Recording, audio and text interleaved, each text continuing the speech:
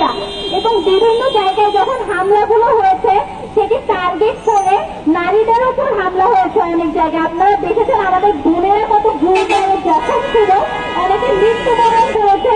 কিন্তু আমরা যখন এই ব্যাপারগুলো নিয়ে কথা বলি আমরা অধিকাংশ সময় তাদেরকে ভুলে যাই। তো আমরা সেই ব্যাপারগুলো এখানে নতুন করে আমরা মনে করি এই ব্যাপারগুলো নিয়ে কথা বলা উচিত এবং এই যারা এই হামলার সাথে জড়িত ছিল তাদেরকে চিহ্নিত করা উচিত।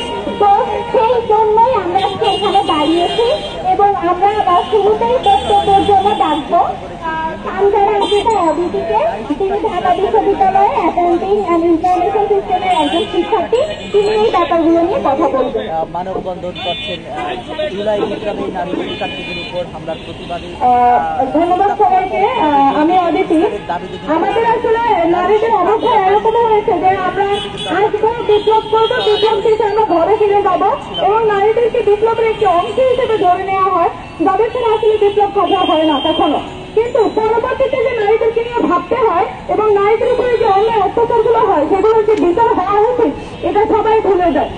এই জুলাই বিপ্লবে দেশের বিভিন্ন জায়গায় জুলাইয়ের আগে জুলাইয়ের পরে মেয়েদের উপরে বিভিন্ন জায়গায় আক্রমণ করা হয়েছে, হামলা করা হয়েছে।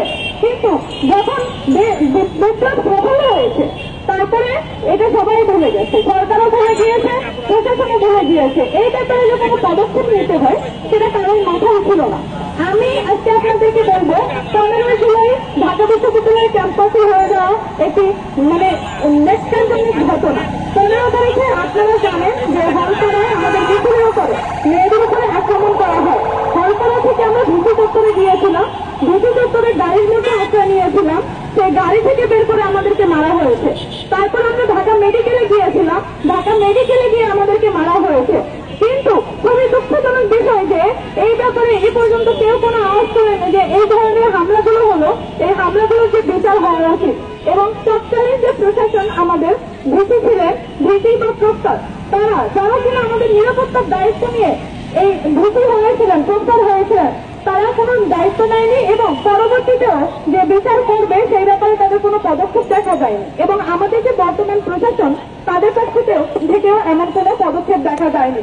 বরং আমরা দেখছি এখন তখন যারা হামলা করেছিল মেয়েদের উপরে তারা এখন ক্লাসে ফিরছে।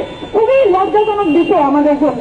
এবং এখন নাকি আমাদের তাদের সাথে ক্লাস করতে হবে, একই ক্লাসে একই টেবিলে বসতে হবে তাদের সাথে।